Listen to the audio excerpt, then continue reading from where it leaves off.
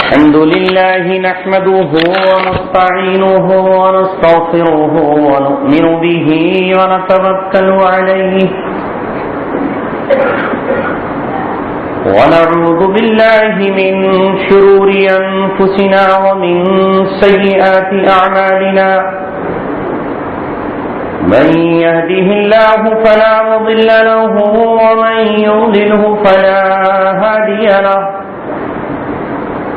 ونشهد أن لا إله إلا الله وحده لا شريك له ونشهد أن سيدنا محمدا عبده ورسوله وصلى الله عليه وعلى آله وصحبه وسلم تسليما كثيرا كثيرا. أما بعد قال الله تبارك وتعالى في كتابه الكريم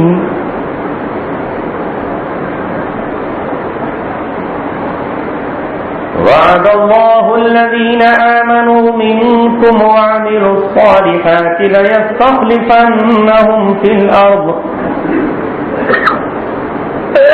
كما استخلف الذين من قبلكم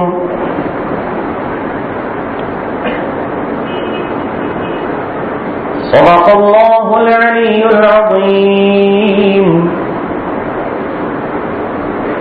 قال رسول الله صلى الله عليه وسلم لا تقوم الساعة حتى يقاتل المسلمون اليهود فيقتل المسلمون اليهود حتى يختبئ اليهود من وراء الحجر والشجر فيقول الحجر والشجر يا عبد الله يا مسلم ورائي يهودي فاقتله إلا الغرقد فإنه من شجر اليهود أو كما قال رسولنا ونبينا محمد صلى الله عليه وسلم صدق الله العلي العظيم وصدق رسوله النبي الكريم.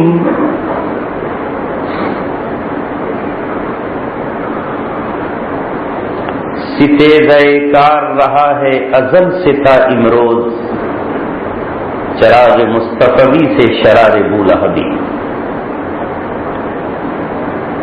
نور خدا ہے کفر کی حرکت پہ خندہ زن پھونکوں سے یہ چراغ بجھایا نہ جائے. فانوس بن کے جس کی حفاظت ہوا کرے وہ شمع کیا بجھے جسے روشن خدا کرے. نور حق شمع الہی کو بجھا سکتا ہے کون؟ جس کا حامی ہو خدا اس کو مٹا سکتا ہے کون؟ محترم حضرات، عالم ازل میں جب ہماری اور آپ کی سب کی روحیں جمع تھیں تو ہم اور آپ وہاں بھی ایک مقام پر جمع تھے. اسی کی نسبت سے آج میں اور آپ یہاں جمع ہوئے اور امید قوی ہے کہ کل میدان حشر میں بھی ہم اور آپ جمع ہوں گے. اور اللہ تبارک و تعالیٰ سے دعا بھی یہی ہے، آرزو بھی یہی ہے کہ انشاءاللہ جنت میں بھی ہم اور آپ ایک ساتھ داخل ہوں گے. یہاں کے حضرات نے باہمی مشورے سے طے تو یہ کیا تھا کہ سلطان شہید اسلام کے عظیم سپہ سالار 18ویں صدی کے بطل جلیل ٹیپو سلطان رحمۃ اللہ علیہ کی سیرت اور اس زمانے میں علماء حق کی قربانیوں کا تذکرہ کیا جائے. لیکن ہوتا وہی ہے جو اللہ تبارک و تعالیٰ چاہتا ہے. حضرت علی رضی اللہ تعالیٰ نے فرمایا عرفت ربی بفسخ العزائم، میں نے اپنے رب کو اپنے ارادوں کے ٹوٹنے سے پہچانا. میں نے ارادہ کیا، حضرت علی فرماتے ہیں پورا نہیں ہوا، میں نے چاہا یہ کروں، نہیں کر سکا، میں نے ارادہ کیا یہ نہ کر سکوں، وہ کرنا پڑا۔ معلوم ہی ہوا کہ کوئی طاقت ہے جو ہمارے ارادوں کو کبھی پورا نہیں ہونے دیتی اور کبھی پورا ہونے دیتی ہے، اسی کا نام اللہ تبارک و تعالیٰ ہے۔ میں نے دور حاضر کے تعلق سے ایک حدیث اور 1450 برس پہلے قرآن کی نازل کی ہوئی آیت کا ایک ٹکڑا آپ کے سامنے تلاوت کیا ہے۔ میرے عزیزوں اور دوستوں، مسلم قوم اور مسلم امت جس حیثیت میں زمین پر بھیجی گئی ہے، اس کا کام حالات سے نظریں چرانا نہیں ہے، اس کا کام لومڑیوں کی طرح بلوں میں بیٹھ جانا نہیں ہے، اس کا کام دیمک کی طرح لکڑی میں چھپ جانا نہیں ہے، اس کا کام چوہوں کی طرح بلوں میں بیٹھ جانا نہیں ہے، بلکہ اس کے کاندھے پر بہت بڑی ذمہ داری اللہ تبارک و تعالیٰ نے نافذ کی ہے، عائد کی ہے، اور جسے اللہ تبارک و تعالیٰ نے قرآن کی مختلف آیتوں اور مختلف صورتوں میں بیان فرمایا ہے۔ انبیاء کرام ان حالات میں تشریف لاتے ہیں جب زبان سے اللہ اکبر کہنا ہی دشوار ہوتا ہے، انبیاء کرام ان حالات میں تشریف لاتے ہیں جب صرف لا الہ الا اللہ کہہ دینے کا مطلب اپنی زبانوں کو آپ کے لیے تیار کر دینا ہوتا ہے۔ انبیاء کرام ان حالات میں آتے ہیں جب سجدوں پر پابندی ہوتی ہے اور نماز پڑھنے کی اجازت سڑکوں پر نہیں، پارکوں میں نہیں اور کھیت اور کھلیانوں میں نہیں، بلکہ اللہ تعالیٰ کے گھر میں بھی نماز ادا نہیں کی جانے دی جاتی اور وہاں بھی نماز پڑھنے پر پہلے بٹھا دیے جاتے ہیں۔ یہ حالات پیدا ہوتے ہیں، لیکن انبیاء کرام کبھی حالات سے گھبراتے نہیں۔ اللہ نے ان سے کہا فاصدع بما تؤمر، جس کا تمہیں حکم دیا گیا ہے اسے ڈنکے کی چوٹ کرو۔ میں نے ایک شعر پڑھا ہے علامہ اقبال کا، ستیزہ کار رہا ہے ازل سے تا امروز، چراغ مصطفی سے شرار ابو لہبی،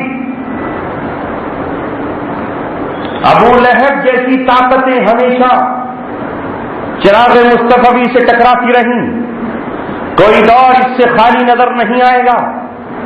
انبیاء کرام نظریں چھپا کر زندگی نہیں گزارتے، انہیں جو حکم دیا جاتا ہے اس حکم کی پاسداری اور پاسبانی کرتے ہیں۔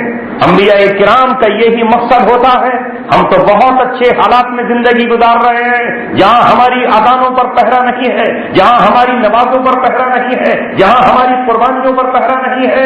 انبیاء تو ان حالات میں آتے ہیں کہ سگا باپ مخالف ہوتا ہے، چچا کے ہاتھ میں پتھر ہوتا ہے اور خاندان کے ہاتھ میں تلواریں ہوتی ہیں اور پوری قوم ان کے قتل کے در پہ ہوتی ہے، سارا زمانہ ان کے مخالف چلتا ہے، پورب اور پچھم کی ہوائیں ان کے خلاف چلتی ہیں، لیکن کیا مجال کہ انبیاء کرام کہ اپنی دعوت سے اور اپنے مشن سے پیچھے ہٹ جائیں۔ پوری تاریخ انبیاء اسی طرح ہے۔ میرے ساتھیوں اور عزیزوں، آج امت مسلمہ پر کوئی معمولی ذمہ داری نہیں آئی، بہت بڑی ذمہ داری امت مسلمہ کے کاندھوں پر ہے۔ 4000 سال تک اللہ تبارک و تعالیٰ کی نمائندگی کرنے والی قوم جب اللہ تبارک و تعالیٰ کی باغی بنی، جب اللہ تبارک و تعالیٰ سے اس نے رخ پھیر کر شیطان سے ایگریمنٹ کر لیا، اس قوم نے جب اللہ تبارک و تعالیٰ کی کتابوں کو وہ حق نہیں دیا جو اللہ کی کتابوں کو حق دینا تھا، یعنی انہوں نے تورات کا حق ادا نہیں کیا، تورات کے بعد اللہ تبارک و تعالیٰ نے زبور بھیجی تو انہوں نے زبور کا حق ادا نہیں کیا، زبور کے بعد اللہ تبارک و تعالیٰ نے حضرت عیسیٰ علیہ السلام کو انجیل بھیجی، انہوں نے انجیل سے نظریں چرائیں تو 600 سال تک زمین پر کوئی نبی نہیں آیا، تقریباً 6 صدیاں اسی طرح گزر گئیں، عیسیٰ علیہ السلام آسمان پر اٹھا لیے گئے، 600 سال کے بعد اللہ تبارک و تعالیٰ نے اس قوم کو لعنت زدہ کیا، اس قوم کو اللہ تبارک و تعالیٰ نے اپنے در سے دھتکار دیا، اس قوم کو اللہ تبارک و تعالیٰ نے غصے کا نشانہ بنایا اور کہا کہ صبح قیامت تک تمہارے ہاتھ میں اللہ تعالیٰ نے اپنی کتاب دے گا نہ اپنی شریعت۔ یہ کون تھے؟ یہ اللہ کی محبوب قوم تھی، لیکن ہوا کیا حالات زمانہ سے ڈر گئی، قوم کے مالداروں سے گھبرا گئی، قوم کے رئیسوں کے سامنے اس نے اللہ تبارک و تعالیٰ کی کتاب کو توڑ مروڑ کے پیش کر دیا، اللہ تبارک و تعالیٰ کی کتابوں پر انگلی رکھی اور تبدیل کر ڈالا۔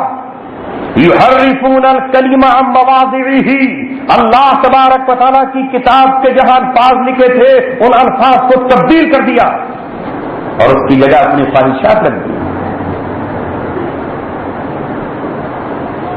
اللہ تبارک و تعالیٰ کے قانون کو ٹھکرایا اور اس کے مقابلے پر اپنا قانون وضع کر دیا، اللہ تبارک و تعالیٰ کی شریعت کو تبدیل کیا اور ایک نئی جعلی شریعت گھڑ کے لوگوں کے سامنے پیش کر دی، انہی کو توڑنے کے لیے اور اصلیت دکھانے کے لیے، ان کے روپ کو اصلی ظاہر کرنے کے لیے اللہ تبارک و تعالیٰ نے آمنہ کے در یتیم عبداللہ کے لفظ جگر محمد رسول اللہ کو شریعت بیضا لے کر، ملت حنفیہ لے کر، ملت حنیفیہ لے کر اور شریعت مطہرہ لے کر بھیجا، اس شان کے ساتھ بھیجا کہ اب قیامت تک کوئی یہودی یہ نہیں کہہ سکتا کہ اللہ تبارک و تعالیٰ کی کتاب میں یہ لکھا ہوا نہیں ہے، قیامت تک کوئی عیسائی نہیں کہہ سکتا، قیامت تک کوئی مفاد پرست اور نفس پرست مسلمان یہ نہیں کہہ سکتا کہ اللہ تبارک و تعالیٰ کی کتاب میں یہ نہیں ہے۔ روئے زمین پر سینکڑوں ہزاروں لاکھوں قرآن کے حافظ کھڑے ہو جائیں گے اور کہیں گے اللہ تبارک و تعالیٰ کی کتاب میں یہ ہے۔ 1436 شروع ہو چکی ہے، ہجرت کو رسول اللہ صلی اللہ علیہ وسلم کی 1436 سال ہو گئے اور ہجرت 13 سال کے بعد ہوئی ہے، مکہ کے 13 سال کے بعد ہجرت ہوئی ہے، تو 36 میں 13 جوڑ دے تو تقریباً 49 ہو جاتے ہیں، 14.5 صدیاں، 1450 سال ہم اور پیچھے آ گئے۔ آپ اب ذرا اندازہ لگائیے کہ امت مسلمہ اس وقت کس موڑ پر کھڑی ہے اور کہاں کھڑی ہے، کون سا نظام ہے جس کی زد میں امت ہے، کون سا دور ہے جس دور سے امت گزر رہی ہے، آنے والا وقت کیا بتاتا ہے، کس سے پوچھیں، کس سے سوال کریں، کیا مسلمانوں کی ذمہ داری نہیں ہے؟ اللہ تبارک و تعالیٰ نے اس آیت کے ساتھ وَكَذَلِكَ جَعَلْنَاكُمْ أُمَّةً وَسَطًا لِتَكُونُوا شُهَدَاءَ عَلَى النَّاسِ وَيَكُونَ الرَّسُولُ عَلَيْكُمْ شَهِيدًا، اللہ تعالیٰ نے کہا کہ اسی طرح جس طرح ہم نے تمہارا قبلہ تبدیل کر دیا ہے، تم بیت المقدس کی طرف منہ کر کے نماز پڑھ رہے تھے مدینہ منورہ میں 17 مہینوں سے، 17 مہینوں کے بعد اب ہم نے خانہ کعبہ تمہارا قبلہ بنا دیا ہے، یہ خانہ کعبہ کو تبدیل نہیں کیا ہم نے بلکہ روئے زمین پر ایک عظیم تبدیلی ہے۔ وہ قوم جو اب تک اللہ تبارک و تعالیٰ کی محبوب تھی وہ اب اللہ کی نظر میں مبغوض ہوئی، وہ قوم جو اللہ تبارک و تعالیٰ کی پسندیدہ تھی وہ آج اللہ کی دشمن قرار پائی، وہ قوم جو اب تک اللہ تبارک و تعالیٰ کے صحیفوں کی حامل تھی آج اس قوم کو اللہ تبارک و تعالیٰ نے راندہ درگاہ کر دیا ہے اور اس کی جگہ اللہ نے تم کو اٹھایا ہے۔ مسلمانوں تمہیں کیوں، کس لیے؟ عمارتیں بنانے کے لیے، شادی ہال اور بینکٹ ہال بنانے کے لیے، میرج ہال اور سینما ہال بنانے کے لیے تم اٹھایا گیا ہے۔ لِتَكُونُوا شُهَدَاءَ عَلَى النَّاسِ، تاکہ تمام انسانیت کے سامنے حق کی گواہی دو، گواہ بن کر دکھاؤ۔ کس بات کی گواہی؟ حق کی گواہی دو۔ گواہی کس طرح دو؟ شہادت کی انگلیوں سے بھی گواہی دو۔ یہ انگلی شہادت کی انگلی کہلاتی ہے۔ مسجد کے میناروں سے 5 مرتبہ دنیا کے کسی خطے میں رہتے ہو، کسی علاقے میں رہتے ہو، بلند مینارے پر کھڑے ہو کر کل تک اپنے مؤذن کو طے کرو، جس کی آواز بلند ہو مؤذنی کے لیے وہی اعلیٰ اور افضل ہے۔ کھڑے ہو کر کہو اشہد ان لا الہ الا اللہ، میں گواہی دیتا ہوں۔ اشہدو کے معنی ہے گواہی دینا، اشہدو کے معنی ہے میں شہادت دیتا ہوں اللہ الہ الا اللہ، اللہ تبارک و تعالیٰ کے سوا کوئی معبود نہیں ہے، واشہد ان محمد رسول اللہ، اور میں گواہی دیتا ہوں کہ محمد اللہ تبارک و تعالیٰ کے رسول، اللہ تبارک و تعالیٰ کے میسنجر۔ یہ گواہی علی الاعلان دو، علی الاعلان نماز فجر میں رات کی تاریکی چھا جانے کے بعد عشاء میں، ظہر کا سورج ڈھل جانے کے بعد دوپہر میں، سورج کے غروب ہونے سے پہلے عصر میں، اور سورج کے ڈوب جانے کے بعد مغرب میں گواہی دو، میں گواہی دیتا ہوں کہ اللہ تبارک و تعالیٰ کے سوا کوئی معبود نہیں ہے۔ یہ گواہی آپ ہر حال میں دیں، جمعے کے دن خطبے میں گواہی دیں، یہاں تک کہ جب آپ نماز میں بیٹھ جائیں تو اس وقت آپ اپنی انگلی سے اور اپنی زبان سے گواہی دیں، اشہد ان لا الہ الا اللہ واشہد ان محمدا عبدہ ورسولہ، میں گواہی دیتا ہوں کہ محمد اللہ تبارک و تعالیٰ کے بندے اور اللہ تبارک و تعالیٰ کے رسول۔ یہ تکونوا شہداء علی الناس، تاکہ پوری انسانیت کے سامنے گواہی دو۔ کس بات کی؟ اللہ ایک ہے اور محمد رسول اللہ اس کے آخری پیغمبر ہیں، اس کے سچے رسول ہیں، اس کے بغیر تم مومن و مسلمان نہیں ہو سکتے۔ لہذا عزیزو ساتھیو، جن صحابہ کا ہم ذکر کرتے ہیں، جن کو ہم ابو بکر کہہ کر پکارتے ہیں، جنہیں ہم عمر ابن خطاب کہتے ہیں، جن کو ہم سمیہ اور حضرت عمار کہتے ہیں، جنہیں ہم حضرت بلال اور حضرت ارقم اور زید بن حارثہ کہتے ہیں، انہوں نے مکہ کی گلیوں میں، انہوں نے مکہ کے بازاروں میں، انہوں نے خانہ کعبہ میں عبداللہ بن مسعود نے حضرت اسود کے سامنے مقام ابراہیم کے نزدیک اشہد ان لا الہ الا اللہ کی گواہی دی۔ یہی وہ گواہی تھی جس کے بعد پوری دنیا میں ہلچل مچ گئی، یہی وہ گواہی تھی جس کے بعد پوری دنیا میں کوحرام بپا ہو گیا، یہی وہ گواہی تھی جس کے بعد محمد رسول اللہ کے درمیان اور ابو لہب کے درمیان لکیر کھنچ گئی۔ ابھی تو ابو لہب اپنے بھتیجے سے محبت کا اظہار کرتا تھا، لیکن اس گواہی کے بعد اس کے ہاتھوں میں پتھر آیا اور نشانہ محمد رسول اللہ صلی اللہ علیہ وسلم کی ذات۔ اے مسلمانوں، رسول پاک صلی اللہ علیہ وسلم نے وقت سے پہلے ہمیں خبر دی کہ تم کن کن حالات سے گزرو گے۔ حذیفہ بن یمان رضی اللہ تعالیٰ عنہ کہتے ہیں کہ لوگ تو آپ سے خیر کے بارے میں پوچھتے تھے، میں آپ سے شر کے بارے میں پوچھتا تھا، کیا خیر کے بعد بھی شر کا دور آئے گا؟ اللہ کے رسول صلی اللہ علیہ وسلم نے فرمایا کہ ہاں، خیر کے بعد شر کا بھی دور آئے گا، شر کے بعد پھر خیر کا دور آئے گا۔ اللہ کے رسول صلی اللہ علیہ وسلم کی زبان سے نکلے ہوئے الفاظ حدیث بن گئے۔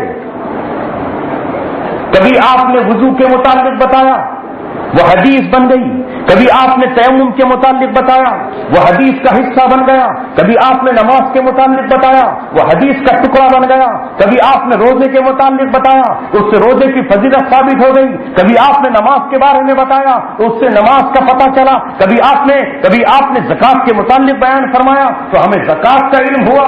اسی طرح رسول اللہ صلی اللہ علیہ وسلم نے کبھی زمانے کے بارے میں بتایا تو کبھی آپ نے فتنوں کے بارے میں بتایا، کبھی آپ نے جنگوں کے بارے میں بتایا۔ محمد رسول اللہ نے فرمایا بادروا بالاعمال فتنا، اے لوگوں تیزی سے نیک اعمال کر لو، ایسا نہ ہو کہ فتنے آ جائیں۔ پتہ چلا کہ دور فتنوں کا بھی آئے گا۔ کیسے فتنے؟ کقطع اللیل المظلم، ایسے جیسے اندھیری رات کے ٹکڑے ہوتے ہیں۔ سورج غروب ہوتے ہی ہلکی اندھیری ہوتی ہے، پھر اس کے بعد برابر اندھیری پر اندھیری ٹکڑے آتے چلے جاتے ہیں، یہاں تک کہ اگر چاند نہ ہو، یہاں تک کہ اگر چراغ نہ ہو، یہاں تک کہ اگر جگنو اور شمع نہ ہو تو اتنی اندھیری رات ہو جائے کہ آپ کو اپنا ہاتھ تک نظر نہ آئے۔ آپ صلی اللہ علیہ وسلم فرما رہے ہیں کہ فتنے شروع ہوں گے کقطع اللیل المظلم، جس طرح اندھیری رات میں اندھیری کے ٹکڑے ہوتے ہیں اس طرح ٹکڑے فتنوں کے آئیں گے، اور حال کیا ہوگا؟ فَيُصْبِحُ مُؤْمِنًا وَيُمْسِي كَافِرًا، صبح کو مومن ہوگا، شام تک کافر ہو جائے گا۔ فَيُصْبِحُ مُؤْمِنًا وَيُمْسِي كَافِرًا، صبح ہوئی تو مسلمان تھا، بازار میں نکلا، شام تک مارکیٹ میں نکلا، گلیوں میں نکلا، دن میں دوپہر میں ایمان کا سودا کر لیا، شام کو لوٹا تو کافر تھا، صبح کو اٹھا تو مسلمان تھا، فَيُمْسِي مُؤْمِنًا وَيُصْبِحُ كَافِرًا، شام کو مومن تھا اور صبح اٹھا تو کافر تھا۔ وَيَبِيعُ إِيمَانَهُ بِعَرَضٍ مِّنَ الدُّنْيَا، اور ذرا سی دنیا کے لیے اپنا ایمان دے، پوری دنیا کے لیے نہیں، بعرض من الدنیا کہا ہے، علماء جانتے ہیں اس بات کو کہ عرض عربی زبان میں بہت چھوٹی سی چیز کو کہا جاتا ہے عرض، جبکہ پوری دنیا ہی کچھ نہیں ہے۔ دنیا مل جائے تو صبر، دنیا کے بدلے ایمان چلا جائے تو چلو سوچو ایمان گیا، دنیا تو ملی بھی عرض من الدنیا، ذرا سے ایک ٹکڑے کے لیے، ذرا سی ایک لالچ کے لیے اپنا ایمان بیچ دے گا، یہ حال ہو جائے گا کہ ایمان کے سوداگر پھر رہے ہوں گے اور انہیں اس سے کوئی بحث نہیں ہوگی، انہیں اس سے کوئی بحث نہیں کہ آپ کہاں کے رہنے والے ہیں، انہیں تو آپ کا ایمان چاہیے۔ ایمان پر ڈاکہ ڈالنے والے، ایمان کی چوری کرنے والے، ایمان کا سودا کرنے والے، ایمان کی تجارت کرنے والے آگے بڑھ رہے ہوں گے۔ ایمان بیچو اور ہماری بیٹیاں لو اور ان سے عیاشیاں کرو، ہم پوری طرح تم سے راضی ہیں۔ ایمان بیچو اور ہم سے دولت لو، ایمان بیچو اور ہم سے کرسی لو، ایمان بیچو اور ہم سے بادشاہت لو، ایمان بیچو اور ہم سے وزارت کا قلمدان لو، ایمان بیچو اور ہم سے میونسپلٹی کا ٹکٹ لو، ایمان بیچو اور ہم سے فلاں لو۔ ایمان کے سوداگر بک رہے ہوں گے، اس لیے کہ شیطان اس شخص سے کبھی راضی نہیں ہوگا جس کے سینے میں ایمان ہو۔ وہ یہی چاہتا ہے کہ میں جہنم میں گیا ہوں تو اولاد آدم کو بھی جہنم میں لے جاؤں۔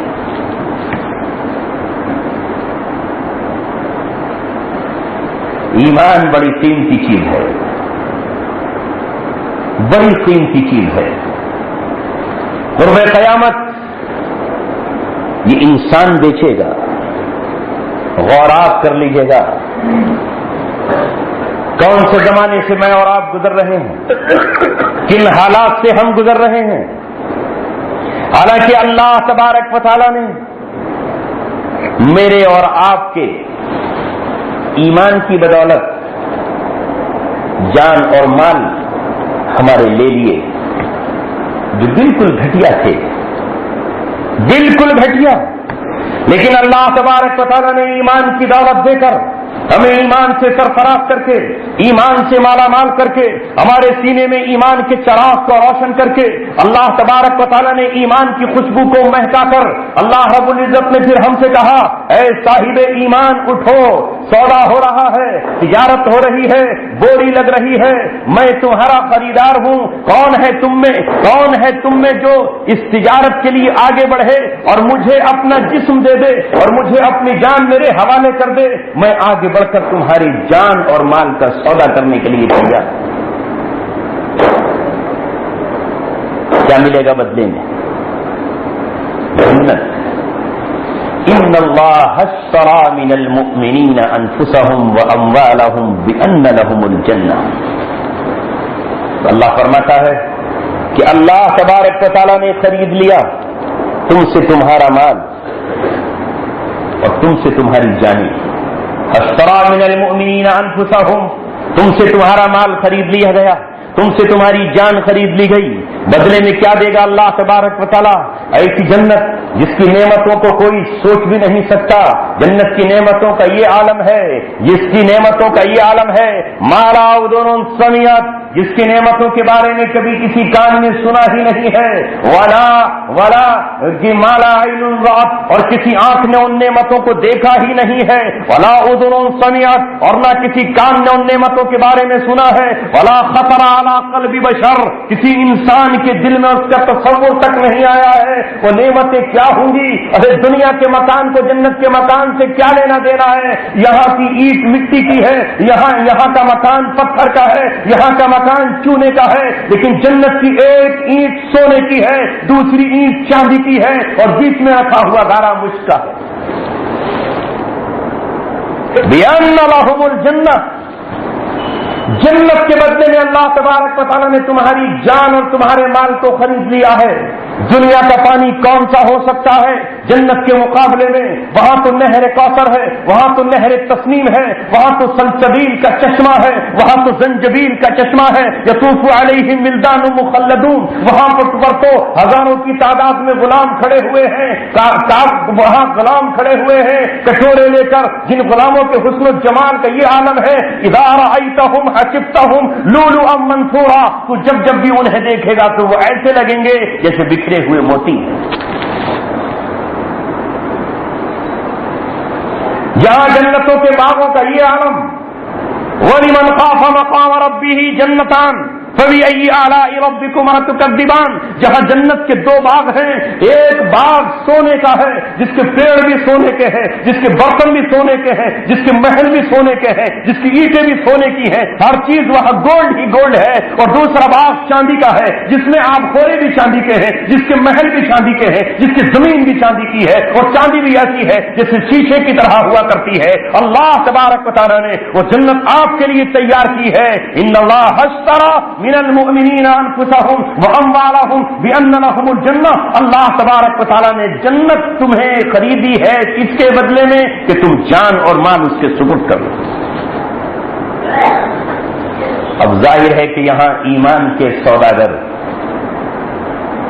شیطان کے چیلے کسی بھی شکل میں آ کر آپ سے کہتے ہیں کہ ہم سودا لگا رہے ہیں آپ کا، ہمیں دے دو اپنا بیٹا، یہ بیٹی ہمیں دے دو،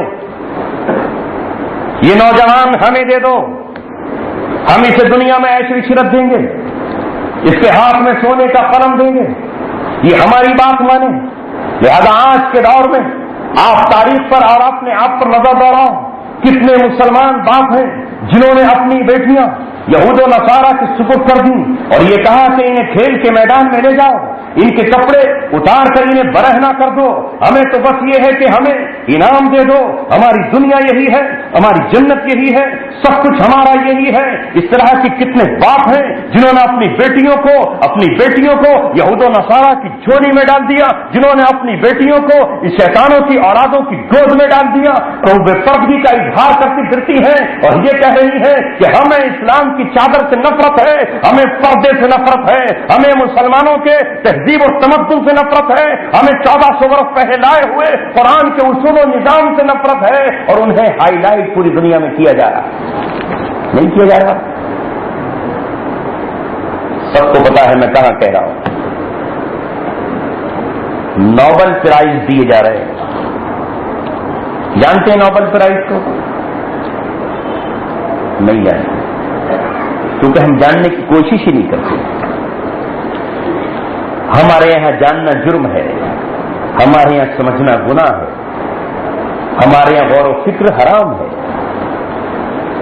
ہم تو بس سننے والے ہیں، سن کے ہی سارے کام چل جائے۔ لیکن جب کھانے کا مسئلہ آتا تو کام نہیں چلتا، کھانے کے فضائل پر گفتگو ہو جائے، فضائل کھانا پر گفتگو ہو جائے، باقی کھانے کی کیا ضرورت ہے، پیٹ بھر جائے گا خود بخود۔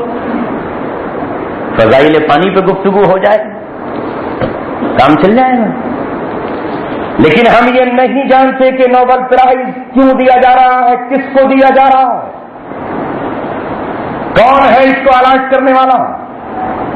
الفریڈ نوبل نام کا یہودی، جس نے مرتے وقت یہ وصیت کی کہ جو میرے مشن کو، جو میرے ایجنڈے کو، جو ہمارے بنائے ہوئے قانون و دستور کو پورا کرے، یعنی جو اسلام کے خلاف اٹھ کھڑا ہو اور کسی بھی طرح سے اسلام کی قبر کھودے، میں وصیت کرتا ہوں کہ اسے یہ انعام دیا جائے۔ ریسرچ کر لینا پوری دنیا میں، آج تو آسان ہو گیا تحقیق کا زمانہ، کس کس کو وہ انعام ملا، نوبل پرائز کس کو دیا جاتا ہے؟ جو شیطان کے ایجنڈے کو پورا کرے، جس نے پوری زندگی گانا گایا ہو، جس نے پوری زندگی بے حیائی کی تعلیم دی ہو، جس نے مرد عورت کے ملنے کی باتیں کی ہو، جس نے زنا پہ اکسایا ہو، جس نے بوسو کنار کے لیے نت نالے انداز کے گیت گائے ہو، جس نے بے پردگی کا اظہار کیا ہو، جس نے ہمیشہ اسلام کو مٹانے کی اور اسلام کے نظام پردے کی مذاق اڑائی ہو، اسے وہ انعام دیا جاتا ہے، دیا جا رہا ہے اور دیا جائے گا۔ اے مسلمانوں، یہ وہی لوگ ہیں کہ جن کو چھانٹا جاتا ہے تاکہ مسلمان سے امپریس ہوگا. ایک لڑکی کو اٹھا کر لے گئے, اس کو آدھا لباس پہنایا, وہ لباس جو مردوں کے لیے بھی حرام. ایک مسلمان کے لیے بھی ناک سے لے کر کے گھٹنوں تک کا چھپانا فرض عین ہے. کسی حال میں بھی مرد اپنی محرم کے سامنے بھی, اپنی ماں کے سامنے, بہن کے سامنے بھی اگر گھٹنے سے اوپر تک کے سطر کو کھولتا ہے تو یہ حرام. لیکن یہ کون لوگ ہیں جنہوں نے مسلمانوں کی ایک نوجوان لڑکی کو کچھ پہنایا اور بیڈمنٹن کی چڑیا اس کے ہاتھ میں دے دی, اور پھر ہر اینگل سے اس کے فوٹو چھاپ کر کے دنیا کے اخبارات میں شائع کیا. اور مسلمان اتنا پاگل ہوا, اتنا دیوانہ ہوا کہ اس نے اپنی بیٹی کا نام اس کے نام پر رکھا. اسے حضرت عائشہ پسند نہیں آیا, اسے ام سلمہ اچھا نہ لگا, اسے حضرت حفصہ اور حضرت زینب اور مریم اچھا نہ لگا, اسے آسیہ اور رقیہ اچھا نہ لگا, اسے فاطمہ ام کلثوم اچھا نہ لگا. اس نے وہ نام رکھا اس لیے کہ میری بیٹی اس کے نقش قدم پر چلے گی. جس نے پوری دنیا میں اسلام کو رسوا کیا وہ آئیڈیل بنا دی گئی, سیدۃ نساء اہل الجنہ, وہ فاطمہ جس کی چادر پر فرشتے رقص کرتے ہیں, جو رسول اللہ صلی اللہ علیہ وسلم کی بیٹی ہے, وہ نام رکھنے کے لیے نہ چھٹی تھے, اسے وہ چھٹی جو یہودیوں کی گودوں میں کھیلتی رہی اور ان کے ساتھ وہ سرکنار کرتی رہی, اور بیڈمنٹن کی چڑیا پر اسے پوری دنیا کے یہودی میڈل اور انعام دیتے رہے. اور کتنی لڑکیوں نے اس کی نقصانی کر کے اپنے آپ کو سڑکوں پہ باہر نکالا. اسے کہا جا رہا ہے یہ روشن اسلام ہے. یہ روشن اسلام نہیں, یہ نظام دجال کی کرستانیاں ہیں. اللہ کے رسول صلی اللہ علیہ وسلم نے جس فتنے سے سب سے زیادہ ڈرایا ہے وہ ہے فتنہ دجال. اب دجال کا تذکرہ کبھی سننے کو ملتا ہے؟ نہیں. حضرت مولانا اشرف علی تھانوی نور اللہ مرقدہ 1943 میں آپ کی وفات ہو گئی. آپ نے ایک کتاب لکھی بحث کی زیور عورتوں کے لیے, اس میں علامات قیامت لکھی اور اس میں بھی دجال کا, امام مہدی کا اور حضرت عیسیٰ علیہ السلام کا تذکرہ کیا. کیا نظر تھی ان لوگوں کی کہ تاکہ کوئی بیٹی اور بہن اور کوئی ماں جب اپنے گھر میں بحث کی زیور پڑھے, معمولی مسائل کی کتاب پڑھے, تو وہ کم از کم دجال اور فتنہ دجال سے آگاہ ہو. حضرت مولانا انور شاہ کشمیری رحمۃ اللہ علیہ نے کتاب لکھی نزول عیسیٰ عربی زبان میں, اس میں تذکرہ کیا. جبکہ یہ تقریباً 125 سال ہونے کو جا رہے ہیں, 125 سال ہونے کو جا رہے ہیں. اس زمانے میں لکھ دی گئی کتابیں آج جبکہ ہم اس فتنے کے نہایت نزدیک ہیں تو ہم نہ پڑھنے کے لیے تیار ہیں نہ ہم سننے کے لیے تیار ہیں کہ نظام دجال کیا ہے. سرکار مدینہ صلی اللہ علیہ وسلم نے فرمایا ما بین خلق آدم الی قیام الساعہ امر اہم من الدجال. حضرت آدم علیہ السلام سے لے کر قیامت تک جتنے فتنے اور جتنی آزمائشیں آئی ہیں ان میں دجال سے بڑھ کر کوئی فتنہ نہیں ہے, کوئی فتنہ نہیں ہے دجال کے فتنے سے بڑا. آپ نے فرمایا انا انذرکم کما انذر نوح قومہ, میں تمہیں اس کے فتنے سے ایسے ہی ڈرا رہا ہوں جیسے حضرت نوح علیہ السلام نے ڈرایا. اللہ اکبر, نوح علیہ السلام اپنی قوم کو ڈرا رہے ہیں. اور نوح علیہ السلام کے بعد سے لے کر کے محمد رسول اللہ تک کوئی نبی ایسا نہیں آیا جو اس کے فتنے سے نہ ڈرایا گیا ہو, کوئی نبی ایسا نہیں آیا. آپ نے فرمایا لیکن میں تمہیں وہ بات بتا رہا ہوں جو پچھلے نبیوں نے نہیں بتائی, انہو اعور, وہ کانا ہوگا, وہ کانا ہوگا. اپنی امت کو آپ کس طرح اس کے فتنے سے بچا رہے ہیں, آپ نے اس کی علامات بتائی کہ اس کی بائیں آنکھ کس طرح ہوگی، اس کی دائیں آنکھ کس طرح ہوگی، ایک آنکھ اس کی بالکل خراب ہوگی، دوسری آنکھ اس کی انگور کی طرح ہوگی، لٹکی ہوئی آنکھ ہوگی، اور اس کی پیشانی پر کا فا را لکھا ہوا ہوگا۔ کیا مطلب کا فا را؟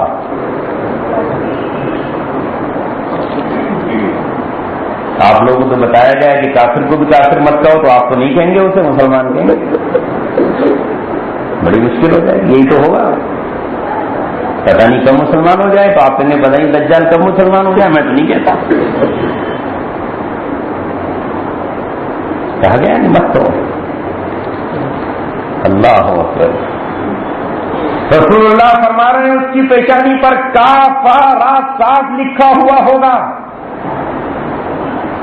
اور جسے ہر مسلمان پڑھ لے گا، چاہے اس نے انگریزی پڑھی ہو یا نہ پڑھی ہو، ہندی پڑھی ہو یا نہ پڑھی ہو، کنڑ پڑھی ہو یا نہ پڑھی ہو، انگریزی اور عربی پڑھی اور نہ پڑھی ہو، اگر وہ مومن ہے تو ایمان کی فراست سے اللہ تبارک و تعالیٰ اسے پڑھوا دیں گے۔ اور رسول اللہ صلی اللہ علیہ وسلم نے فرمایا کہ جب وہ تمہارے سامنے آ جائے تو تم اس سے کہہ دینا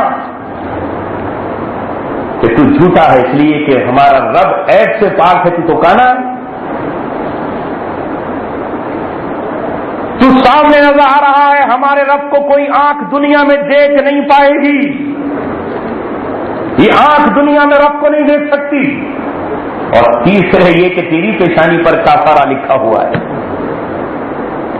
یہ رسول پاک صلی اللہ علیہ وسلم نے اس کی علامتیں بتائیں۔ وہ کب آئے گا؟ وہ جب آئے گا تو 40 دن دنیا میں رہے گا۔ پہلا دن 1 سال کے برابر ہوگا، دوسرا دن 1 مہینے کے برابر ہوگا، تیسرا دن 1 ہفتے کے برابر ہوگا، اور باقی دن عام طریقے سے ہوگا۔ پہلا دن 1 سال کے برابر، دوسرا 1 مہینے کے برابر، اور تیسرا 1 ہفتے کے برابر، باقی بچے 37 دن تو وہ نارمل رہیں گے۔ یعنی وہ کیسی قوت اور طاقت ہوگا، کس طرح آ رہا ہوگا، اس کے نام سے ثابت ہے۔ دجل کے معنی آتے ہیں دھوکہ، دجال کے معنی ہوئے انتہائی درجے کا دھوکے باز، دجل کے معنی آتے ہیں کسی چیز پر پانی چڑھا دینا، دجال کے معنی ہے کسی چیز پر پانی چڑھانے والا۔ جیسے آپ کے یہاں سونار چاندی پر پانی چڑھا دیتے ہیں سونے کا، تو کیا لگتا ہے؟ سونا لگتا ہے کہ نہیں؟ پیتل پر چڑھا دیتے ہیں چین، کیسی لگتی ہے؟ سونے کی۔ اس کو عربی میں ملمہ سازی کہا جاتا ہے۔ لہذا اس کا نظام اور اس کا جو دور ہے وہ دور دھوکے بازی کا ہوگا۔ جو اصل ہے وہ نقل نظر آ رہا ہوگا، جو نقل ہے وہ اصل نظر آ رہا ہوگا، جو اوریجنل ہے وہ ڈپلیکیٹ دکھ رہا ہوگا، جو ڈپلیکیٹ ہے وہ اوریجنل نظر آ رہا ہوگا۔ رسول اللہ صلی اللہ علیہ وسلم نے تبھی تو اس کا نام دجال رکھا ہے، اس کو دجال کہا ہے۔ یہ اس کا اوریجنل نام نہیں ہے، یہ اس کا لقب ہے، یہ اس کا لقب ہے۔ یہودی اسے دجال نہیں کہتے، وہ اسے مسیح کہتے ہیں۔ یہ ہمارے نبی محمد رسول اللہ صلی اللہ علیہ وسلم نے اسے دجال کہا، یہودی اسے مسیح کہتے ہیں، وہ ان کا مسیحا ہے۔ وہ ہزاروں سال سے انتظار میں بیٹھے ہیں کہ جس دن وہ آئے گا تو ہماری گریٹر حکومت بنے گی، ہم پوری دنیا کے حکمراں بنیں گے۔ وہ اس پتھر کی تلاش میں سرگرداں ہیں جس پتھر پر بیٹھ کر حضرت داؤد علیہ السلام کے سر پر تاجے بادشاہت رکھا گیا تھا، اور پھر اسی پتھر پر بیٹھ کر سلیمان علیہ السلام کے سر پہ تاج رکھا گیا تھا۔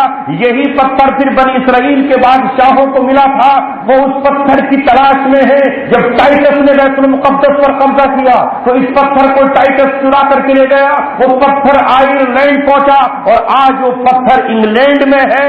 جو برطانیہ کا شہزادہ اس کرسی پر بیٹھتا ہے اور اس کے شہزادے کے سر پہ تاج رکھا جاتا ہے، اس پتھر پہ بیٹھ کے رکھا جاتا ہے، وہ ان کا مسیح ہے۔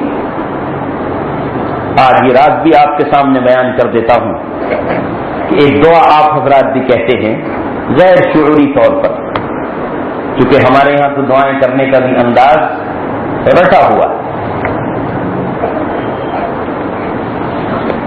دعا ہم کہتے ہیں غیر شعوری طور پر، یہ بھی پتہ نہیں ہوتا کہ ہم نے کیا دعا مانگی، اس کے الفاظ کیا ہیں. اللہ کے رسول صلی اللہ علیہ وسلم نے ہمیں دعا سکھائی اور خود بھی آپ نے مانگی، اللہم انی اعوذ بک من فتنۃ المسیح الدجال. اے اللہ میں مسیح دجال کے فتنے سے پناہ مانگتا ہوں. اس کے لیے دو لفظ استعمال کیے، ایک مسیح اور ایک دجال. حالانکہ وہ مسیح تو ہے نہیں، وہ تو دجال ہے. اس نے مسیح کیوں کہا؟ آپ نے مسیح اس لیے کہا کہ پوری یہودی قوم اسے مسیح کہتی ہے.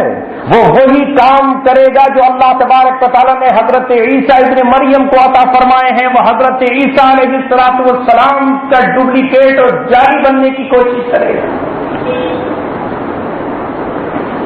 عیسیٰ علیہ السلام کو اللہ تبارک و تعالیٰ نے یہ معجزہ عطا فرمایا کہ وہ مردے کو زندہ کرتے. وہ قبرستان پہنچتے، وہ مردوں کے پاس جاتے اور کہتے قوم بسم اللہ، کھڑا ہو جا، اللہ کے حکم سے ہو جاتا.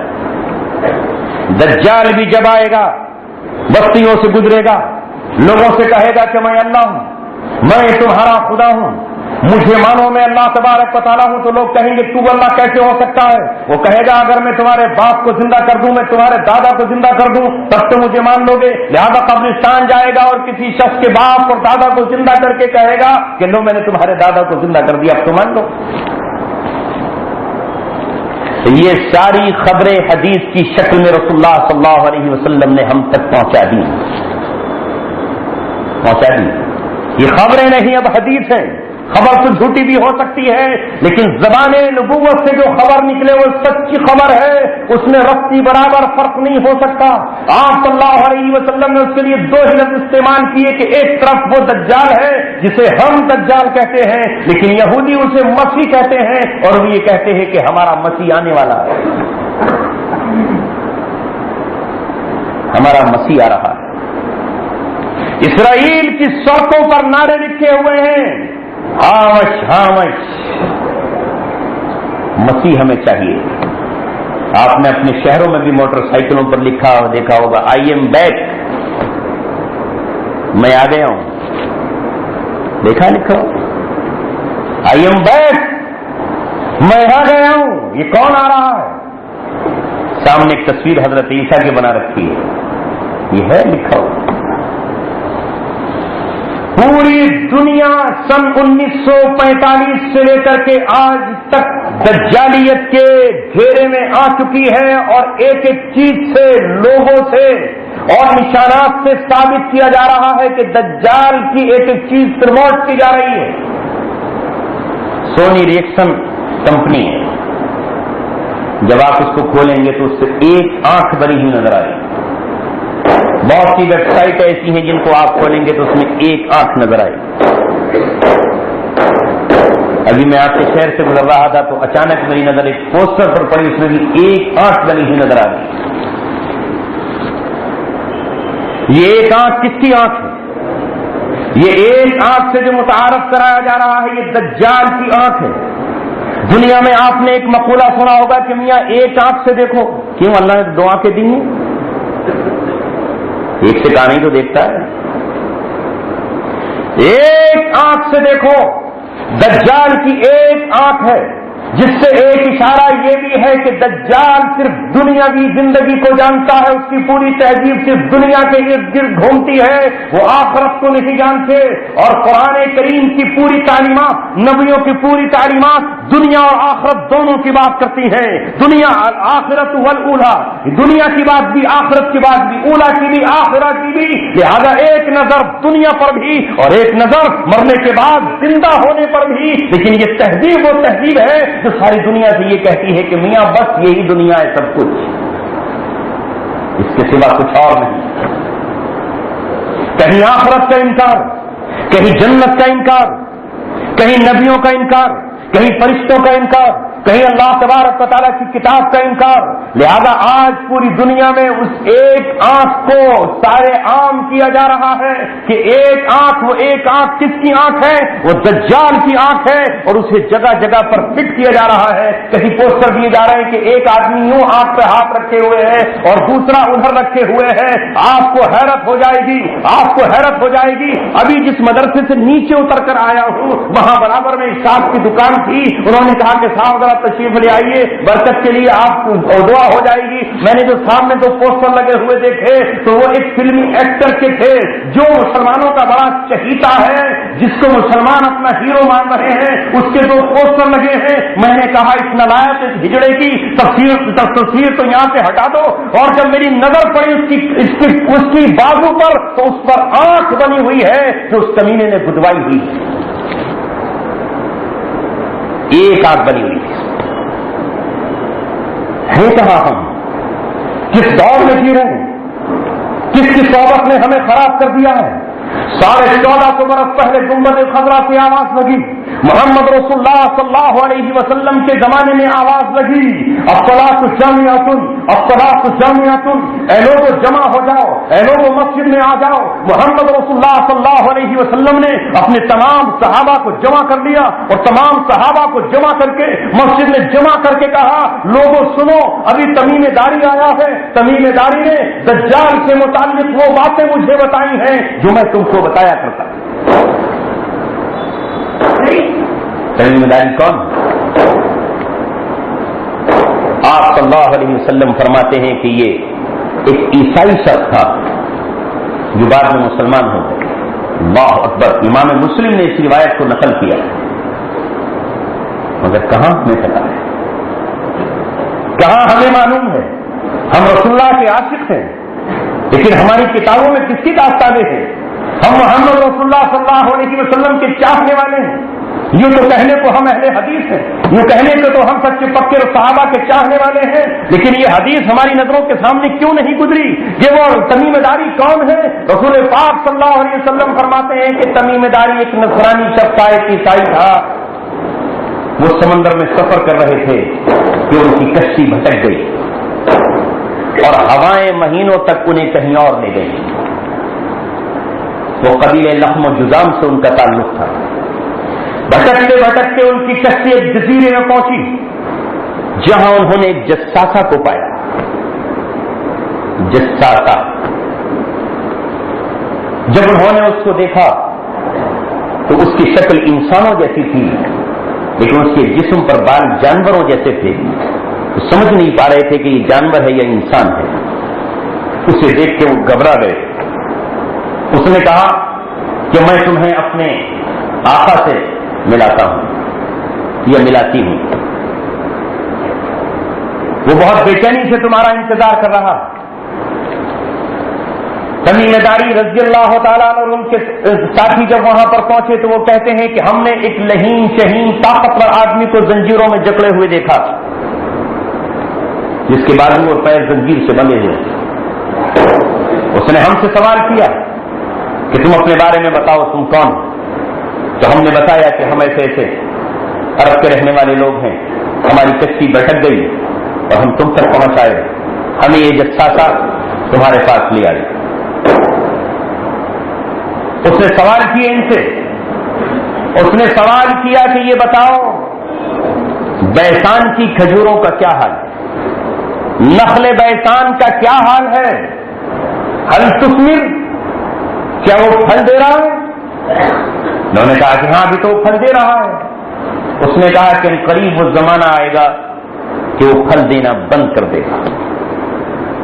پھر اس نے سوال کیا بحیرہ طبریہ کے بارے میں کہ طبریہ کی جھیل کے بارے میں بتاؤ. هل فیہ ماء، کیا طبریہ کی جھیل میں پانی ہے؟ صحابہ نے کہا کہ ہاں فیہ ماء کثیر، اس میں تو کافی پانی ہے. اس نے کہا ایک وقت آئے گا کہ وہ خشک ہو جائے گا. پھر اس نے کہا کہ ذرا بتاؤ جو تمہارے درمیان مبعوث ہوئے ہیں محمد نام کے شخص، ان کا کیا حال ہے؟ کیا ان کی عربوں سے جنگ ہوئی؟ کہاں ہوئی؟ نتیجہ کیا نکلا؟ کہا کہ انہیں فتح نصیب ہوئی اور بعض لوگوں نے ان کی بات کو مان لیا. کہا انہیں ایسا ہی کرنا چاہیے. پھر انہوں نے کہا کہ ہمارے بارے میں تو تم نے پوچھ لیا، لیکن اپنے بارے میں تو بتاؤ تم کون ہو؟ تو اس نے کہا انی انا الدجال، میں دجال ہوں اور میں نکلوں گا، ساری دنیا میں جاؤں گا سوائے مکہ اور مدینہ سے، وہاں چونکہ فرشتوں کا پہرا ہوگا اور وہ مکے اور مدینے میں داخل نہیں ہو پائے گا۔ یہ حدیث نبی پاک صلی اللہ علیہ وسلم نے روایت کی صحابی سے۔ حدیث کی کتابوں میں اس کا وہ مقام ہے کہ یہ پہلی اور آخری روایت ہے جس کو نبی روایت کر رہے ہیں صحابی سے، ورنہ ہر حدیث صحابی روایت کرتا ہے نبی سے۔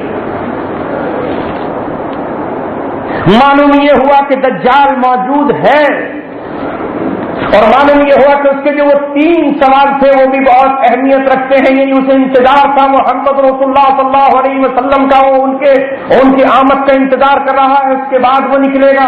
اس نے کہا کہ بیسان کی کھجوریں کا کیا حال ہے؟ یہ بیسان کی کھجوریں اسرائیل کے علاقے میں ہوتی ہیں، اور تازہ رپورٹ یہ ہے کہ اسرائیل نے بیسان کی ایک ایک کھجور کو جڑوں سے اکھاڑنا شروع کر دیا ہے اور اس کی نسل کو ختم کرنا شروع کر دیا۔ بحیرہ تبریہ سی آف گیللی کہلاتا ہے، جو اسرائیل اور جارڈن کے بیچ میں ہے، آپ نقشے میں دیکھ لینا، سی آف گیللی۔ یہ گیلل دجال کا نام ہے، یہودی اسے دجال کی جھیل کہہ رہے ہیں، اور وہ اس کے پاس میں دھماکے کرتے ہیں تاکہ جلدی سے جلدی یہ خشک ہو جائے، اس کے واٹر لیول کو رات دن نیچے لانے کی کوشش کر رہے ہیں۔ وہ جانتے ہیں کہ جب یہ خشک ہوگی تبھی ہمارا مسیحا اور ہمارا آقا نکل کر آئے گا اور ہم دنیا میں ایک گریٹ حکومت بنائیں گے اور سب سے اعلیٰ ترین حکومت ہم بنا پائیں گے۔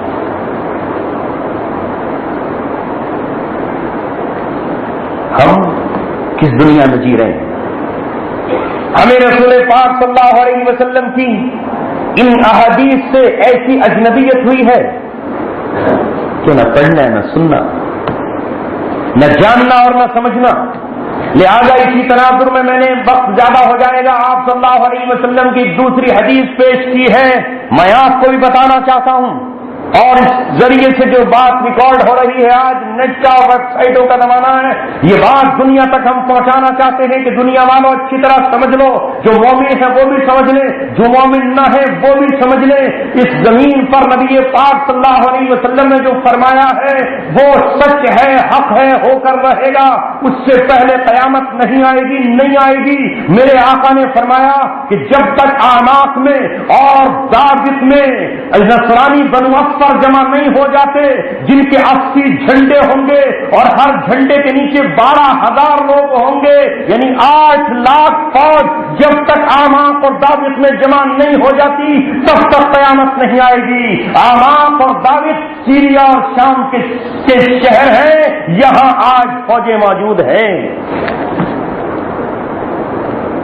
کبھی آپ کے سامنے عراق سے متعلق حدیث آئی، میں بتا دیتا ہوں۔ ہم تو آج اپنا دین اللہ معاف فرمائے اخباروں سے سمجھتے، ٹی وی چینلوں سے سمجھتے، اور ہمارے حق سے نہیں سمجھتے۔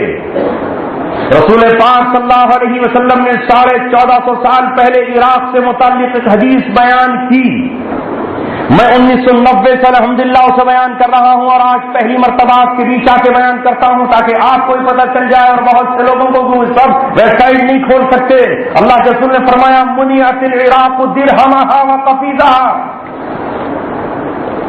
ایک وقت آئے گا کہ عراق کا بائیکاٹ کر دیا جائے گا، اس کے درہم کا بائیکاٹ کر دیا جائے گا، اس کی کرنسی نہیں ادھر ادھر جائے گی، اس کے ناپنے اور تولنے کا جو پیمانہ قفیز ہے وہ باہر نہیں جا پائے گا، چاروں طرف سے اس کی ناکہ بندی کر دی جائے گی۔ منعت العراق درہمہا وقفیزہا، کیا کوئی سوچ سکتا تھا کہ یہ حالات کب آئیں گے؟ لیکن 8 اگست 1990 کو جب چاروں طرف سے عراق کا بائیکاٹ کر دیا گیا اور پوری طرح سے اسے گھیر لیا گیا، اللہ کے رسول صلی اللہ علیہ وسلم کی پیشن گوئی سچی ثابت ہوئی، ابو हुरैरा इस रिवायत के रावी हैं। आका ने यही नहीं फरमाया, उसके बाद फरमाया उमनियत शाम मुदियाहा व दीनाराहा, उसके बाद शाम का भी यही हाल हो जाएगा। शाम के दीनार पे पाबंदी लगा दी जाएगी और शाम के पैमानों पर पाबंदी लगा दी जाएगी। उनका चारों तरफ से बाइकाट कर दिया जाएगा, न गल्ला उनका बाहर जा पाएगा, न उनको बाहर से कोई चीज मिल पाएगी। मैं इसको 6-7 साल तक बयान करता रहा, मेरी समझ में नहीं आता था कि ये शाम का मसला कब आएगा, शाम पे कब पाबंदी लगेगी। शाम की हुकूमत तो यहूद और नसारा की अपनी हुकूमत है, उस पर पाबंदी कैसे लग जाएगी, वहां तो नुसैरियों की हुकूमत है। लेकिन अब जब हमने देखा कि शाम के 30% इलाका और शाम का 40% इलाका अहले हक के जब कब्जे में आया तो चारों तरफ से बातिल ने उस इलाके की नाकाबंदी कर दी। वमुनियात मिस्र इर्दबाहा व दीनाराहा, के बाद फिर मिस्र का नंबर है।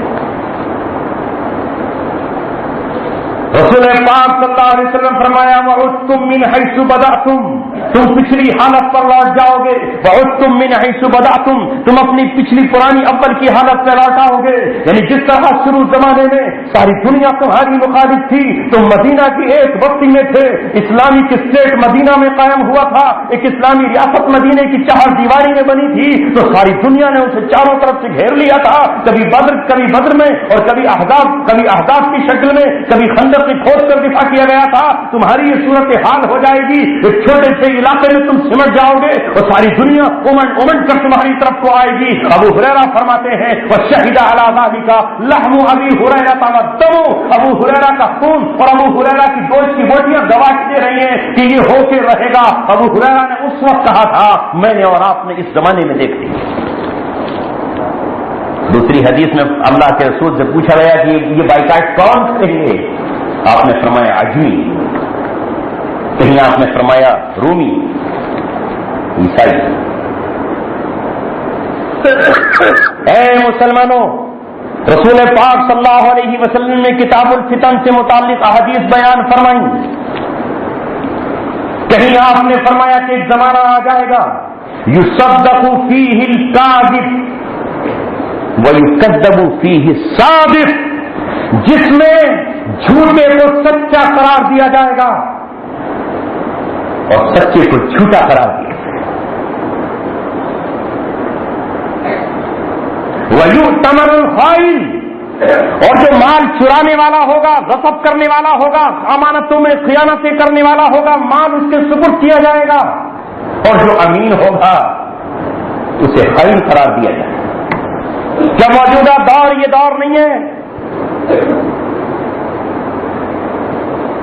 बातिल जिसे चाह रहा है इस्लाम पसंद कह रहा है, और जिसे चाह रहा है इस्लाम का दुश्मन करार दे रहा है। और मुसलमान दुनिया हाथ पर हाथ रखे हुए अखबारात की सुर्खियां देखकर कभी झूठे को सच्चा कह रही है और सच्चों को झूठा करार दे रही है, और उम्मत के खजानों को लूटने वालों को वो अमीन करार दे रही है। ये सूरत हाल आई है जो रसूलुल्लाह सल्लल्लाहु अलैहि वसल्लम ने बयान फरमाया तुम्हारा हाल ऐसा होगा कि तुम ऐसे हुक्मरानों के दौर में होगे, अगर तुम उनकी बात मानोगे तो वो तुम्हें काफिर बना देंगे, और अगर उनकी बात नहीं मानोगे तो तुम्हारा सर कलम कर देंगे। ऐसे हुक्मरान आएंगे दुआतुन इला अबवाबि जहन्नम, जो जहन्नम के दरवाजों की तरफ तुम्हें पुकार रहे होंगे। तुम उनकी पुकार पर अगर लब्बैक कहते हुए चले जाओगे तो तुम जहन्नम के किनारों में पहुंच जाएंगे। वो जहन्नम की तरफ तुम्हें बुला रहे होंगे, यानी इस्लाम से तुम्हें हटा रहे होंगे और जहन्नम की तरफ तुम्हें पुकार रहे होंगे। ऐसे दाई खड़े हो जाएंगे, ऐसे लोग खड़े हो जाएंगे जो इस्लाम की गलत तशरीह कर रहे हैं। यही निजाम दज्जाल है जिसमें हक बातिल और बातिल हक नजर आ रहा होगा। यही पूरी दुनिया में वो तहजीब है जिसे आज मॉडर्न इस्लाम के नाम पर पेश किया जा रहा है कि मॉडर्न इस्लाम है। ये तो इस्लाम में है नहीं। अगर आज ये ऐलान कर दिया जाए कि मुसलमानों की बेटियों को ये हुक्म दिया जाता है कि वो पर्दे के साथ निकले, आज के बाद वो आधे कपड़े पहनकर न निकले, आज के बाद वो जीन्स और शर्ट में न निकले, तो आप मुझे बताइए हमारे शहर में, हमारे मुल्क में, दुनिया में हजारों लोग ऐसे खड़े हो जाएंगे जो ये कहेंगे कि मियां ये इस्लाम में कहां है, तुम तो जबरदस्ती इस्लाम नाफिज कर रहे हो। हम में کتنے لوگ ایسے ہیں جو عرب حکمرانوں کو یہ سمجھتے ہیں کہ یہ تو بالکل اسلام کے چاہنے والے ہیں، یہ اسلام کے چاہنے والے ہیں۔ ارے کون سا اسلام جہاں 90 چینل چل رہے ہوں اور ان 90 چینل پر ننگی فلمیں دکھائی جا رہی ہوں، جہاں زنا کے مناظر دکھائے جا رہے ہوں، جہاں زنا کی عکاسی ہو رہی ہو، اور وہ بھی اسلامی حکومت ہے، جہاں ناچ اور گانے کی عام اجازت ہو، جہاں سنیما ہال بنانے کی اجازت دی جا رہی ہو، جہاں یونیورسٹیوں میں ایک ساتھ لڑکے اور لڑکی کو پڑھانے کی تعلیم دی جا رہی ہو، اور تائید کرنے میں کہہ رہے کہ اسلامی حکومت ہے۔ قرآن کہہ رہا ہے ان الذین یحبون ان تشیع الفاحشۃ فی الذین آمنوا لهم عذاب الیم، جو لوگوں میں بے حیائی پھیلانے کا کام کرتے ہیں، کیا یہ حکومت مسلمان ہوتے ہوئے اس چینل کو بند نہیں کر سکتے؟ کیا یہ مسلمان ہوتے ہوئے اپنے یہاں ٹیلی ویژن کو بند نہیں کر سکتے؟ کیا یہ مسلمان ہیں؟ اگر ہم یہاں پر تعویذ باندھے ہوئے ہیں تو تعویذ کو توڑ کر کے پھینک دیا جائے گا، اگر گلے میں قرآن کا تعویذ پڑا ہے تو اسے توڑ کر کے پھینک دیا جائے گا، لیکن چینل کو بند کرنے کی ہمت نہیں ہے۔ چینل چل رہے ہیں اور دنیا کہہ رہی ہے یہی تو اسلام ہے، اسلام میں تو آزادی ہے، یعنی اسلام اس کا نام ہے جس میں زنا بھی ہوتا رہے، جس میں شراب بھی پی جاتی رہے، جن میں فلم انڈسٹری کی بھی آزادی ملتی رہے۔ ارے اسلام وہ ہے جسے رسول اللہ لے کر آئے تھے۔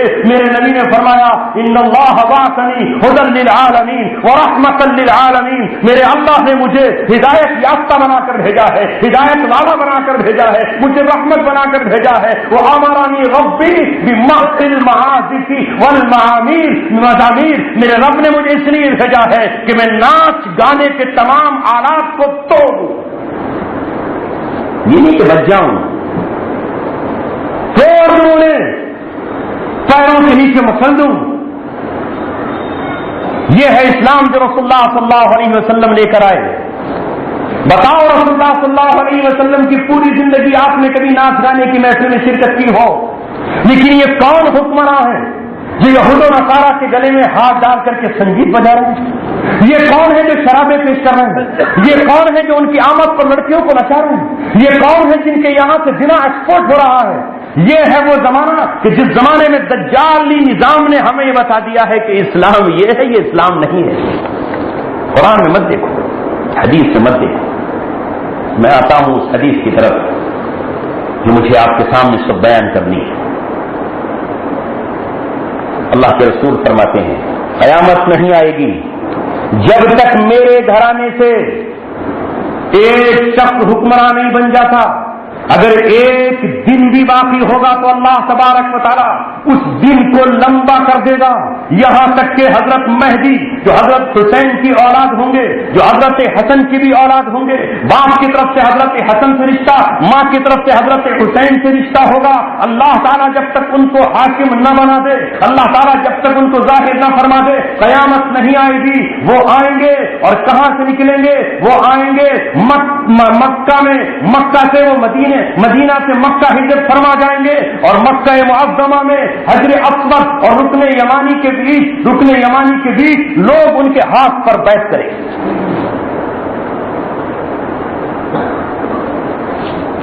سرکار مدینہ فرماتے ہیں قیامت نہیں آئے گی، لا تقوم الساعة حتى يقاتل المسلمون اليهود، جب تک کہ مسلمانوں کا یہودیوں سے معرکہ نہیں ہو جاتا، جب تک یہود اور مسلمانوں کی جنگ نہیں ہو جاتی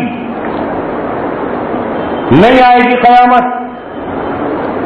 فَيَقْتُلُ الْمُسْلِمُونَ الْيَهُودَ، وہ وقت آئے گا جو اللہ کی طرف سے ہر اپنے دشمن کے لیے مقرر ہوتا ہے، وہ وقت آئے گا جو اللہ تبارک و تعالیٰ کے دشمنوں پر اللہ کی طرف سے آیا ہی کرتا ہے، جو وقت ابو جہل کی پورے لشکر پر اس کے 70 ساتھیوں پر بدر میں آیا، وہ وقت جو اللہ تبارک و تعالیٰ کی طرف سے بنو قریظہ پر آیا، وہ وقت اللہ تبارک و تعالیٰ کے دشمنوں پر جو قوم نوح پر پانی کے عذاب کی شکل میں آیا، وہ وقت اللہ تبارک و تعالیٰ کے دشمن قوم لوط پر آسمان سے پتھر برسا کر اور زمین کو الٹ کر آیا، وہ وقت اللہ تبارک و تعالیٰ کی طرف سے جو قوم عاد پر ہواؤں کی شکل میں آیا، وہ وقت جو اللہ تبارک و تعالیٰ کی طرف سے قوم سمود پر زلزلوں کی شکل میں آیا، چیخ کی شکل میں آیا، وہ وقت جو اصحاب مدین پر آگ کی بارش اور شوروں کی شکل میں آیا، وہ وقت جو اللہ تبارک و تعالیٰ کی طرف سے فرعون پر دریا میں ڈوبنے کے دن آیا، اور جو قارون پر زمین میں دھسانے کی شکل میں آیا، ان پر بھی آئے گا، ان پر بھی آئے گا۔ یہاں تک کہ جب حضرت مہدی آ جائیں گے اور حضرت عیسیٰ اتر جائیں گے تب مار کا آرائی شروع ہوگی. اللہ اکبر.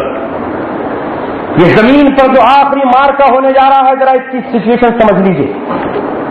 ایک طرف اللہ تبارک و تعالی پلس عیسیٰ ابن مریم پلس امام مہدی ہیں، اس میں اور پلس مخلص مسلمان ہیں. یہ ہے اللہ، حضرت عیسیٰ، امام مہدی، مسلمان، اور ان کی مدد کے لیے ملائکہ اور فرشتے اور کائنات کا ہر پتھر، ہر درخت، ہر شے سوائے غرقد کے پیڑ کے. دوسری طرف شیطان، ابلیس کا سب سے بڑا چیلا دجال کے ساتھ یہودیوں کے ساتھ باقی دنیا کے مشرک قوم اور غرقد کا پیڑ. یہ ہے مارکا زمین پر. جب وہ آ جائیں گے تو زمین کی ہر چیز اہل ایمان کے ساتھ ہو جائے گی سوائے غرقد کے پیڑ کے.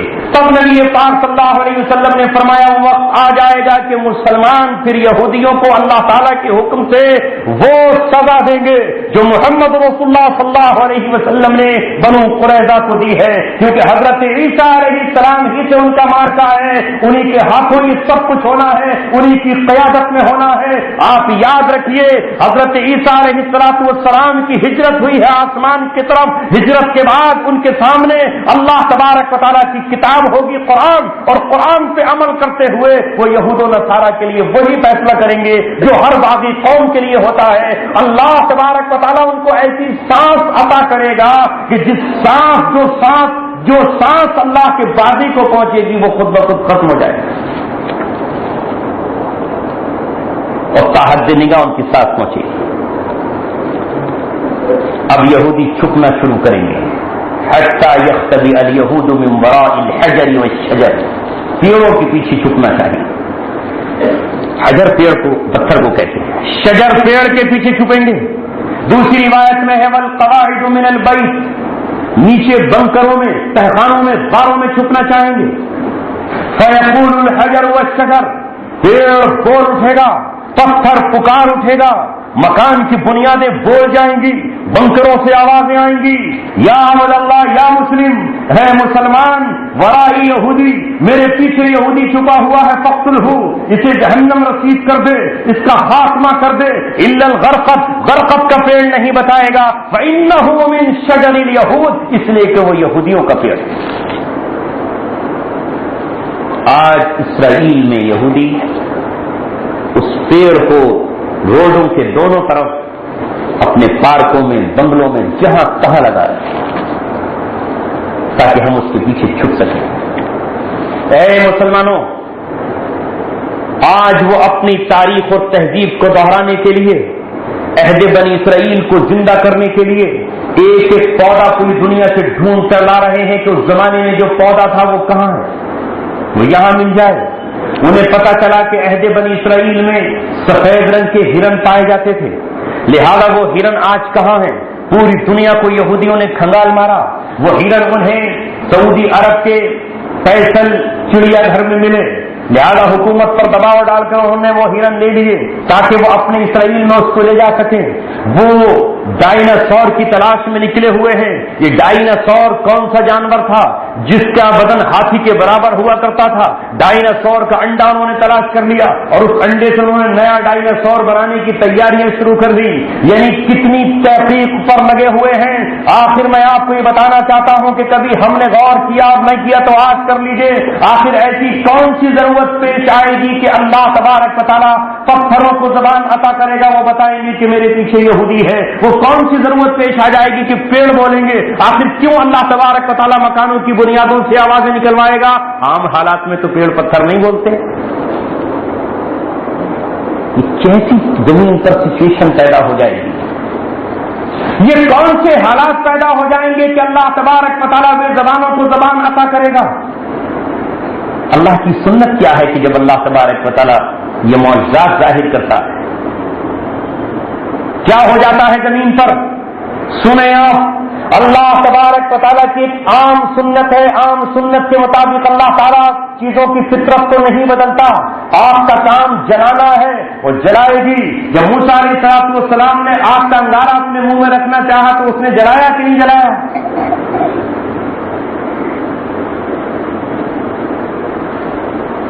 یحییٰ علیہ السلام کو آرے سے چیر دیا گیا، ٹکڑے کر دیا گیا، ان کا سر قلم کر دیا تو چھری نے کاٹا کہ نہیں کاٹا؟ کاٹ دیا. زکریا علیہ السلام کا قتل ہوا، ان کو آرے سے چیرا تو ٹکڑے ہو گئے کہ نہیں ہو گئے؟ وہ کون سا مرحلہ آتا ہے کہ جب اللہ تبارک و تعالیٰ چیزوں کی طبیعت و فطرت کو بدل کر اپنی خاص سنت کو جاری فرماتا ہے؟ یہ وہ مرحلہ آتا ہے کہ اگر اللہ تبارک و تعالیٰ ان چیزوں کی فطرت کو نہ بدلے تو زمین سے حق ختم ہو. ابلیس وہ تیاریاں کر لیتا ہے، ابلیس وہ کوششیں کر لیتا ہے کہ اگر اللہ اپنی سنت کو نہ بدلے تو حق منیمیٹ ہو جائے. مثلا زمین پر ایک ہی فرد ہے، اکیلی ذات ہے، ابراہیم علیہ السلام کی. انہوں نے اللہ اکبر کا نعرہ لگایا، لا الہ الا اللہ کی صدا لگائی تو نمرود نے اپنی پوری قوم کے ساتھ اور بادشاہت کے ساتھ مل کر ان کے ختم کرنے کا فیصلہ کیا آگ جلا کر. اب اگر اللہ تبارک و تعالیٰ آگ کو ٹھنڈا نہ کرے، اگر اللہ تبارک و تعالیٰ آگ کی فطرت کو نہ بدلے تو آگ تو ظاہر ہے کہ نبی پہنچے کہ ولی پہنچے کہ رسول پہنچے کہ قطب کے ابدال کوئی بھی پہنچے، اس کا کام تو جلانا ہے. اللہ نے اسے جلانے کا حکم دیا ہے. سمندر سامنے آئے تو اسے جلائے، ہرا درخت آئے تو اسے جلائے، گیلی لکڑی آئے تو اسے جلائے. لیکن جب ابراہیم آگ میں پھینکے جا رہے ہیں تو اللہ تبارک و تعالیٰ جانتا ہے کہ اس وقت روئے زمین پر میرے ابراہیم کے سوا کوئی نہیں ہے جو میرا پیغام دنیا کو پہنچائے گا. میرے ابراہیم کے علاوہ کوئی اور نہیں ہے جو اللہ احد کی صدا لگائے گا. ابراہیم اگر چلا جاتا ہے تو دنیا پر پھر ابلیس کا راج ہو جائے گا. لہذا اللہ نے براہ راست آگ کو کہا، یا نار کونی بردا وسلاما علی ابراہیم، اے آگ میرے ابراہیم کے لیے سلامتی والی ٹھنڈی ہو جائے. سنت بدلی نہیں. اللہ نے فرمایا وَلَن تَجِدَ لِسُنَّتِ اللَّهِ تَبْدِيلًا. سنت کو، عام سنت کو خاص میں تبدیل کیا گیا. اسی پر پوری چیزوں کو آپ سمجھ لیجیے. وہ جو اللہ تبارک و تعالیٰ نے یوسف علیہ السلام کو کنویں کے اندر جبریل کو بھیج کر بچایا، کیونکہ آگے انہیں نبوت سے سرفراز کرنا ہے. اللہ تبارک و تعالیٰ کو ان کے ذریعے سے پورے مصر پر اسلام کی بادشاہت اور اسلام کا راج کرنا ہے تو جبریل کو بھیج کر کے بچایا. اور ابلیس نے اگلا فیصلہ مارا کہ وہ یا تو قتل کر دیے جائے یا ان کا دامن داغدار ہو جائے. زلیخا کو ان کے پیچھے لگا دیا، زلیخا نے ان کا کپڑا پکڑ کے تار تار کر دیا. لہذا بادشاہ وقت زلیخا نے کہا کہ اس شخص کی سزا یا تو قتل ہونی چاہیے، یہ تمہارے حرم کی طرف ہاتھ بڑھا رہا تھا. تو اللہ تبارک و تعالیٰ نے پالنے میں لیٹے ہوئے معصوم بچے کو زبان عطا فرمائی جو بولنے کے قابل نہیں تھا. وَشَهِدَ شَاهِدٌ مِّنْ أَهْلِهَا، ایک پالنے میں اس کے گھر کے بچے نے گواہی دی، إِن كَانَ قَمِيصُهُ قُدَّ مِن قُبُلٍ، اگر قمیص آگے سے پھٹی ہوئی ہے تو زلیخا سچی ہے اور پیچھے سے پھٹی ہے تو زلیخا جھوٹی ہے. یہ سچے ہیں. یہ موقع آتا ہے کہ جب حق کو بچانے کے لیے براہ راست اللہ تبارک و تعالیٰ معجزہ ظاہر کرتا ہے، اپنی سنت کو تبدیل کرتا ہے. آئیے اسی سے میں آپ کو وہ واقعہ بتا دوں. ہم نے دعا تو سنی ہے کہ رسول اللہ صلی اللہ علیہ وسلم نے بدر کے میدان میں کہا، اللہم ان تہلک ہذہ العصابۃ لم تعبد علی الارض ابدا، اے اللہ یہ مٹھی بھر جماعت ہے جس کو میں لے کر آیا ہوں، اگر یہ ہلاک ہو گئی تو قیامت تک روئے زمین پہ تیری عبادت نہیں کی جائے گی، تیرا نام نہیں لیا جائے گا. گویا رسول اللہ یہ دیکھ رہے ہیں کہ ابو جہل تو لایا ہی ہے 1000 کا لشکر، ابو جہل کے ساتھ ساتھ ابلیس نے بھی ہر طرح کی فوج تیار کر لی ہے. وہ براہ راست میدان میں کود پڑا ہے. سراقہ بن جوشم کی شکل میں وہ میدان جنگ میں اتر آیا تھا، گھوڑوں پر ہتھیار لے کر آیا تھا، لیس ہو کر آیا تھا اور یہ کہہ رہا تھا آج ختم کر دو، انی جار لکم، میں تمہارا ساتھی ہوں، میں تمہارا پڑوسی ہوں. محمد رسول اللہ سمجھ گئے تھے اگر آج خصوصی مدد نہیں آئی تو میرے ساتھ جو لوگ ہیں ان کے پاس تو کل 313 میں سے 6 کے پاس تلواریں ہیں، باقی ننگے ہاتھ ہیں، سب کے سینے کھلے ہوئے ہیں، سب کے سر کھلے ہوئے ہیں، یہ خالی ہاتھ کیا مقابلہ کریں گے؟ اے مولا اگر یہ ہلاک ہو گئے جیسا کہ ابلیس نے منصوبہ بنایا ہے کہ آج ان 313 کو نمٹا دیا جائے اور ان کو نمٹا کر کے پھر مدینہ چلا جائے، تیرے چراغ کو گل کر دیا جائے، اگر یہ ختم ہو گئے تو ہی بتا قرآن کون پڑھے گا؟ تو ہی بتا تیرے گھر خانہ کعبہ کو بتوں سے کون آزاد کرائے گا؟ تو ہی بتا کہ مسجد اقصی کی طرف پھر کس کا لشکر جائے گا؟ تو ہی بتا کہ پھر دنیا میں تیرا پرچم کون لہرائے گا؟ اے اللہ اگر یہ آج ہلاک ہو گئے لن تعبد علی الارض ابدا، منصوبہ ابلیس نے یہ بنایا ہے کہ وہ زمین پر راج کرے، کیونککہ اس وقت تیرے گھر میں بھی اس کے 360 شریک بیٹھے ہوئے۔ تب اللہ کی مدد آئی کہ نہیں؟ کون آئے؟ جبرائیل علیہ السلام آئے، اور جبرائیل علیہ السلام کے ساتھ اللہ تبارک و تعالیٰ نے فرشتوں کے لشکر بھیجے، فوج بھیجی، کہیں فرمایا بثلاثۃ آلاف من الملائکہ 3000 فرشتے، کہیں فرمایا بخمسۃ آلاف من 5000 اورینٹڈ فرشتے، 5000 فرشتے کمانڈوز کی شکل میں آئے، جن کو ڈائریکشن اللہ تعالیٰ نے دی فضربوا فوق الاعناق واضربوا منهم كل بنان، رسول اللہ نے نہیں اللہ نے دی۔ کیوں؟ اس لیے کہ اس وقت ابلیس نے منصوبہ بنایا تھا کہ یہیں اس وقت خاتمہ کر دیا جائے، جیسے اس نے اپنے اس مارکے کو جو حضرت عیسیٰ کی قیادت میں ہونا ہے منصوبہ بنایا تھا کہ حضرت عیسیٰ کو اب ہی قتل کرا دیا جائے، نہ حضرت عیسیٰ ہوں گے نہ دجال کے نظام کو کوئی خطرہ لاحق آئے گا، لہذا پورے یہودیوں نے اور تمام رومیوں نے مل کر حضرت عیسیٰ کو سولی پر چڑھانے کا فیصلہ کر لیا۔ اگر حضرت عیسیٰ کو اللہ تعالیٰ آسمان پر نہ اٹھاتا اور جس شخص نے آپ کی مخبری کی تھی اگر اللہ اسے حضرت عیسیٰ کی شکل میں تبدیل نہ کرتا اور ان کو گڈمڈ نہ کر دیتا تو وہ تو حضرت عیسیٰ کو قتل کر کے جشن منا رہے ہوتے، ابلیس ناچ رہا ہوتا کہ اللہ کا پیغمبر قتل کر دیا گیا، جو میرے پیغمبر جو میرے دجال کو قتل کرنے کے لیے منتخب کیا گیا ہے۔ لہٰذا وہ برسوں تک خوشیاں مناتا رہا کہ ہم نے تو عیسیٰ کو سولی پر چڑھا دیا۔ جب قرآن آیا اور محمد رسول اللہ قرآن لے کر آئے تو قرآن نے ان کی آنکھوں پر لگی ہوئی پٹی کو کھول دیا اور کہا وما قتلوہ وما صلبوہ ولکن شبہ لہم، نہ ان کو یہ قتل کر پائے نہ سولی پر چڑھا پائے، بل رفع اللہ الیہ، بلکہ اللہ نے ان کو آسمانوں پر اٹھا لیا۔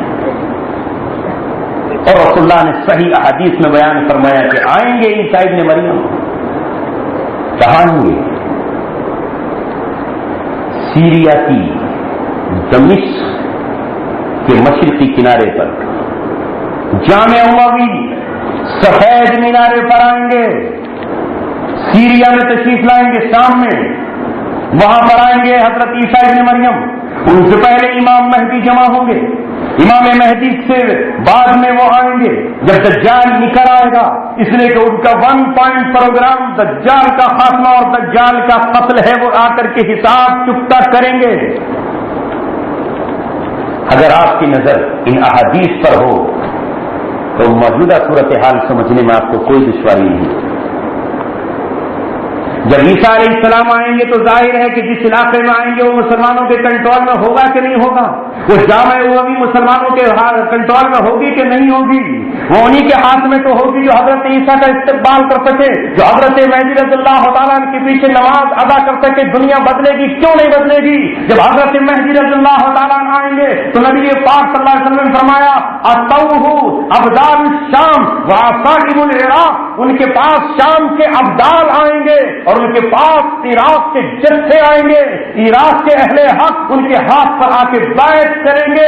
دنیا اگر ان حدیث کو سامنے رکھے تو انہیں پتہ چل جائے گا کہ جو تبدیلیاں عراق و شام میں ہو رہی ہیں وہ اللہ تبارک و تعالیٰ کے حکم سے ہو رہی ہیں۔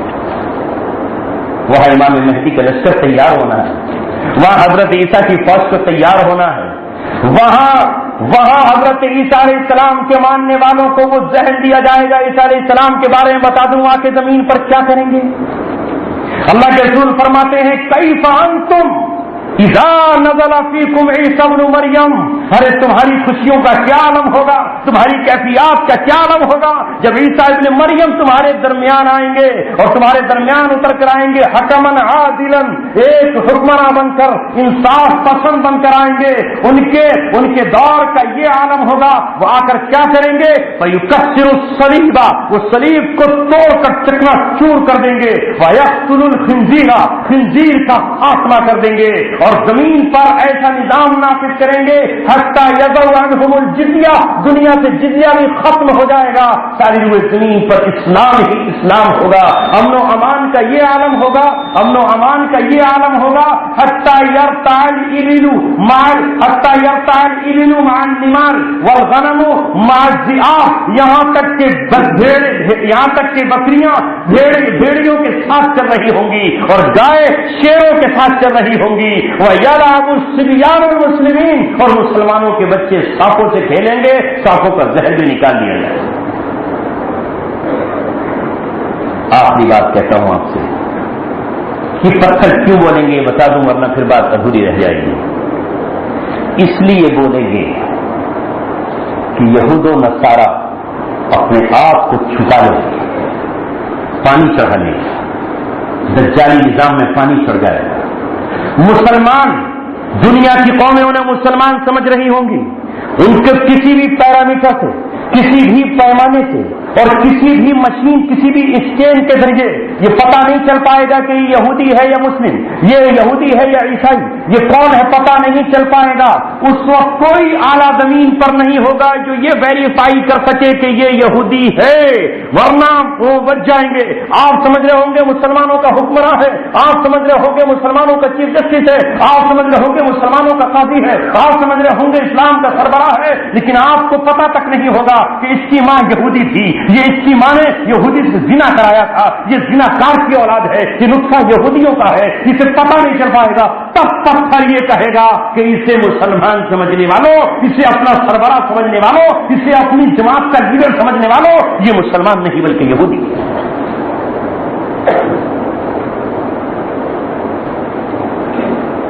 یہی ہے کلوننگ جو زمین پہ ہو رہی ہے۔ کیا ہے کلوننگ؟ انسان کی کوچ سے ایک ٹکڑا گوشت کا لیا گیا، اسی جیسا دوسرا انسان بنا دیا گیا۔ بلی کے جسم کا ٹکڑا لیا گیا، ویسی ہی بلی بنا دی گئی، بھیڑ لی گئی، اسی جیسی بھیڑ بنا دی گئی۔ یہ ہے کلوننگ۔ اس کا ڈی این اے ٹیسٹ کرو وہی، اس کا خون ٹیسٹ کرو بلڈ وہی، کون بتا پائے گا کہ یہ کلون ہے یا نہیں ہے؟ اس وقت اللہ تبارک و تعالیٰ اگر اس کو ظاہر نہ فرمائے تو یہودی بچ جائیں گے۔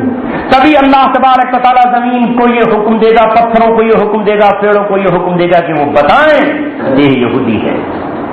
آج میرے دوستو عزیزو، ہم ایک ایسے نازک دور سے گزر رہے ہیں۔ اے مسلمانوں،